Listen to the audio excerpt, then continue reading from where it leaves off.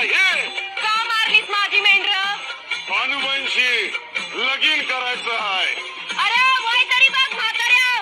भानुबाईंच्या 700 मेंढ्या म्या जित्या करल. आई म्या वचन